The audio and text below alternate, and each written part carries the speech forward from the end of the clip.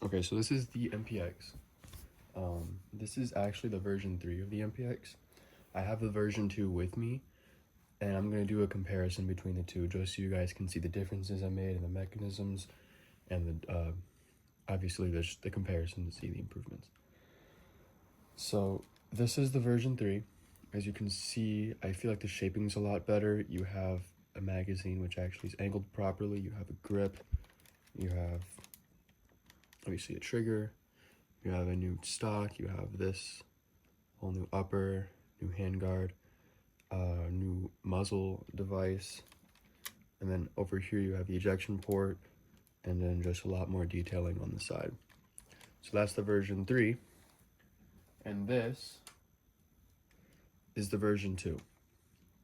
I made this like a couple years ago, and I ordered the parts for it like 2 years ago.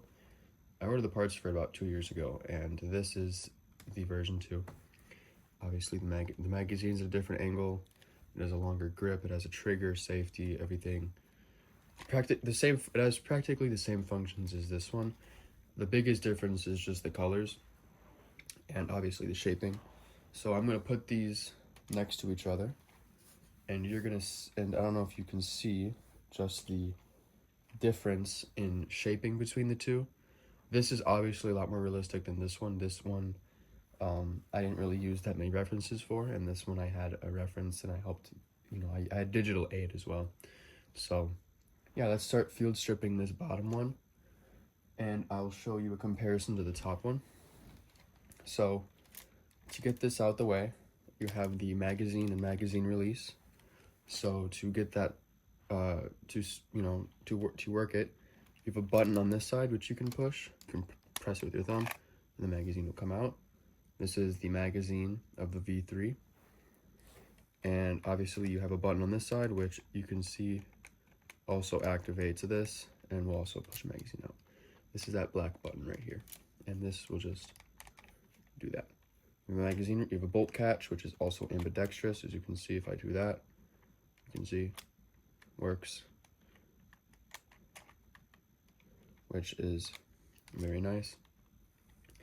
You have some flip up sights here and here in the back, which, there you go. And you can look through them, and they make, I don't know if you can really see that, but they flip up and they, do their job and whatever. So after this, you have the ejection port, which flips open. As you can see the bolt in there.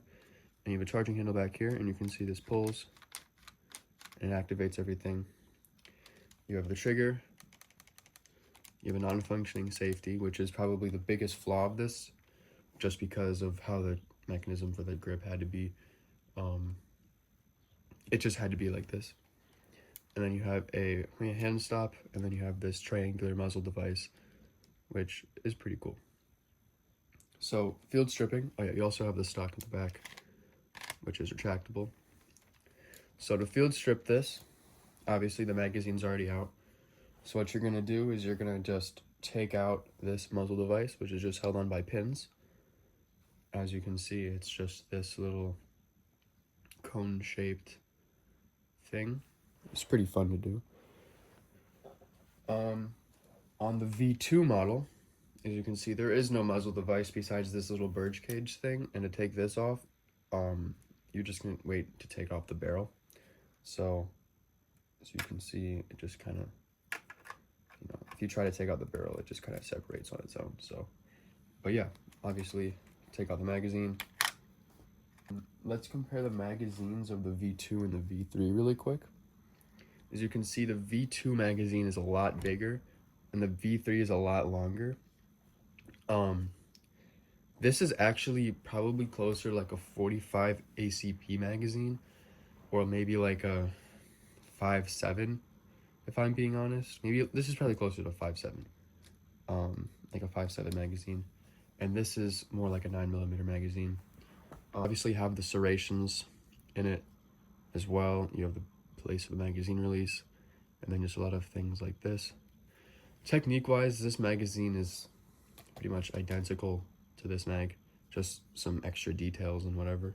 So yeah, So the next step in field stripping is you're going to take out the stock, which on the V3 model just slides out, and we're going to show just some of the techniques on the stock. You have this little hole in here, which, you know, is done with these snot techniques. And then you have these little arms right here, which kind of just give, I don't know, to me, I think this is a very nice looking stock. It's a little small, but it's pretty much the same size as the regular MPX stock. So on the V2 model, the stock is actually locked in place because there is a button up here. If I got it to work, but you know, obviously it has third position, second position, first position, and you can take it out. So this is the stock on the V2. It is very long and very large. Like, just comparing the two stocks next to each other, it's a pretty stark difference. And that's because this whole V2 model is like a lot bigger than an actual MPX. This is pretty much 1-to-1 with an actual MPX. And if I lay them on top of each other, you can see like there's some differences. This is actually the MPX K, and this is just a regular MPX. So this is a regular length handguard, and this is the shortened handguard. So obviously, besides the length, but for the most part, a lot of the shaping on this is inaccurate. Like, this slope at the back is way too tall, and you know, this is a lot more accurate. And just I'll do a side-by-side overview of every single one of the parts when I take it apart further. So the next step into field stripping is going to be just taking out these two pins. So you're going to take out this back pin, which is just this regular 4-long axle. And you're going to take out this front pin, which is this bar piece. And the reason why it's this bar piece, I'll show you in a little bit. Not only is just it looks a little better if it's an actual pin, but there's in order for the handguard to connect, it needs to be this piece, and I'll show you why in a little bit. So these two just separate, and as you can see, this is the lower of the V3. And those of you that watched my AR-15 video, this looks a lot similar. This is actually, fundamentally, it is pretty much the same as the AR-15 lower than I made back when I made the AR-15. And if I didn't destroy that model, I would show you guys the differences in those two lowers. But because I don't have that model with me right now, and because it's also broken, I guess I'll just compare it with the V2. So obviously you have yourself a trigger, you have a fire selector, which doesn't work, you have this ambidextrous safety. There used to be a piece right here, but it actually broke off, and the piece itself broke. And so the piece itself broke, so I don't actually have that piece anymore. So this is actually a non-functioning magazine bolt catch right now, because the piece that I have I don't have any more of that piece, and it broke. So you have this back piece area, obviously the area where the stock goes through, and then you have the magazine release, as you can see here, and then you have the button here, and then you have the mag well, which is 3 studs wide, and then you have the angled front. And yeah, this is a 1-to-1 with the lower two. The grip looks short, but it's also surprisingly the same size as the actual MPX grip, which is a little weird. But yeah, a lot of sideways techniques and backwards and upside down stuff. So let's compare the other lowers. So fundamentally, it's the exact same with this lower. You're just going to take out this back pin, and then you're going to take out this front pin, like so.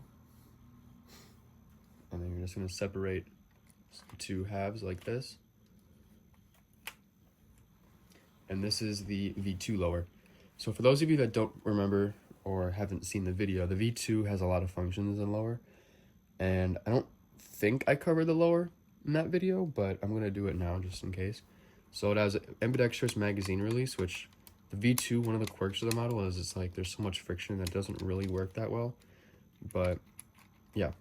So anyway, you have a bolt release, which you can lift it up like, you either lift it up like this, and you can see it works. And then you also have this ambidextrous bolt release here, as you can see. You have a trigger and a safety, so you can see the trigger releases the hammer, like that. And then it also has a safety, which for some reason, there you go. As you can see, like, as you can see, the trigger cannot be pulled, the hammer or anything. Lift it up. That all works and everything. So yeah, you have the button, as you can see over there, like that. And yeah, in terms of functionality, I think the V2 is better in terms of functions, but looks, I mean, if you compare the two, this is a one-to-one with an actual MPX, and this is the V2. There's a lot of differences, if you can tell, aesthetically and also just function-wise. So yeah, I do think that the V3 lower looks a lot better and is more comfortable ergonomically. So a difference also is the tops. This is just a flat top, you can see the tiles, and this is chamfered a little bit with these slopes. And the reason why is actually because of the upper. The upper has this same sloping, and if you look, when they combine, they make this really cool technique to, the transition between them is really cool. And I think it looks really accurate compared to how the actual one looks. And I really like that technique that I use for that. Not even don't say, but anyway, this is the lower.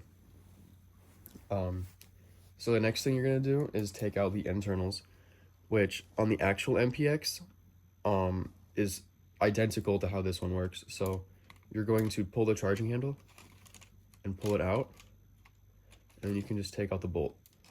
In the actual MPX, the bolt rides in between these two spring arms, and it just kind of moves back and forth like this. Just like this, but there's usually like a little piece on the top. But yeah, anyway, this is the bolt for the MPX. And the charging handle cannot be removed. It's stuck in here. As you can see, it's stuck. Can't be pulled out any further. The cool thing about this charging handle is that it's actually embedded in the rail system. The actual MPX, the charging handle is up here. The actual charging handle is up here in the MPX. And on most models, it's down here, which makes sense because there's not a lot of room up here because this is only a 2-wide rail. But I did a lot of techniques up in here. Like these pieces right here are all upside down because they're actually panel pieces. And I'll show you guys this technique when I further disassemble this upper, but yeah, as you can see, there's a lot of sideways building techniques with this to get this working and all this. So yeah, in terms of the V2, you cannot actually remove these internals. They're stuck inside of here just because of this and how everything had to work. But as you can see, yeah, this has a dust cover, which flips down when you pull it back, which is one thing that I really like, but it's honestly a technique that honestly, like, you don't really need because, I mean, it's cool, but it's like, is it that cool type thing? So, yeah. Anyway, you cannot remove the internals on the V2, and on the V3, you are able to, so that's pretty cool. There's also, with the ejection port, as you can see, this is a lot farther forward than this one because this is actually, when you line it up with the lower, you can see that this is actually a lot farther forward than it should be. Like the magazine enters right here. And if you look, like the ejection port is really far forward compared to the magazine. And that is not gonna work at all. So this one is actually in the right spot. And it also has these little sloped pieces on the inside, which look more like the actual MPX upper receiver. So yeah, anyway, the next thing to do to field strip this is to take off the handguard. And in order to take off the handguard, usually you would just slide it off, but on my model, because it's Lego, you're gonna need this tile up here just to hold on with some extra support, and then you're able to just slide it off like that. So this is actually a skeletal handguard. As you can see, there's a lot of holes and everything everywhere. Fundamentally, this is actually similar to how I built the AR-15 with how these M-lock holes, is this M-lock or is this, whatever, it doesn't matter. So M-lock holes and the rails actually hold these two parts together. I don't know if you can see in there, but there's like a lot of stuff like that. So that's how these are actually held together, and then also with this up in the back. You have this right here, which actually lines up with these holes right here, as you can see. If I slide this on, as you can see, it actually lines up with those holes, and that's why I needed to use this pin, just so it would hold it together. So you can see that there's rails right here, like that, and those fit into this rail right here, just like the real one. So in terms of field stripping, it's actually pretty similar, almost identical to how the MPX field strips. So yeah, anyway, you have this little hand stop at the front, which is really comfortable, and then you have this also kind of like angled grip thing. And then yeah, that's pretty much it in terms of this handguard. Not that much to talk about because it's pretty simple. Comparing the two handguards, this one you also cannot remove. Again, this is a very basic model. But yeah, as you can see, the handguards are pretty different from each other. This uses a key mod holes, and this uses M-lock. And so, as you can see, a lot of differences. To further disassemble this, you can take out the barrel, which it just kind of slides out. On the real model, there would be holes right here for pins, and you would take out the pins, and then you'd be able to do that. When I first made this model, you would be able to do that, but it just kind of got interfered with everything, so I just kind of took it out. But yeah, this is the barrel. Pretty basic in terms of how a barrel is supposed to look, so yeah. Anyway, this is the fully disassembled upper. So now I'm going to assemble them back together and show you that whole process, and then I'm going to kind of show just the differences and how I do it, just side by side. So I'm going to lay them top and bottom. So you're going to put this here, and I'm going to put this one here. So it's literally going to be like a side-by-side comparison on how you assemble both of them, just so you guys can get a really good idea on how much changed between the V3 and the V2. So the first step is to put the barrel on. So the barrel just kind of goes in like this. The V2 obviously doesn't have this. And then the next step is going to be the bolt, which is going to slide into the back, just like so. There you go. The bolt slides in the back. And now you're going to take this handguard, and you're going to slide it on and put on the tile. You can see, there it is. And now what you're going to do is you're going to put on the lowers, which is going to work like this. You are going to put on the front pin, and then you're going to take on the back pin,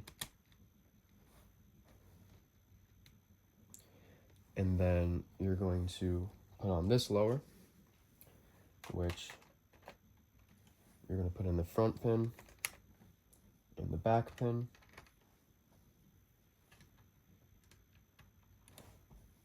Again, super basic.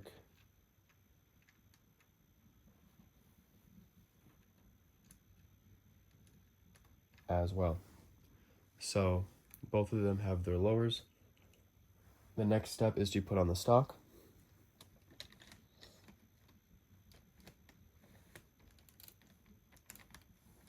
Like that.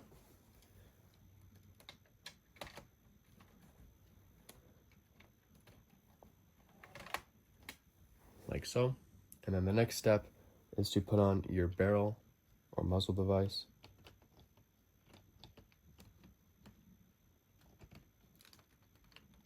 Like so.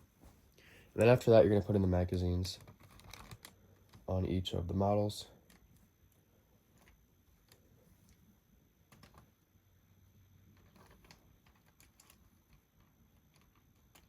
Like this. And here you can see a direct comparison between the V3 and the V2. You can see both of the models next to each other. And you can also see the differences in the shaping and everything like this. This is an exact one-to-one of the MPX, and this is whatever the hell that is. So, yeah. Anyway, that's a direct comparison between the two, and I hope, I don't know, this taught you something or whatever. I don't even know.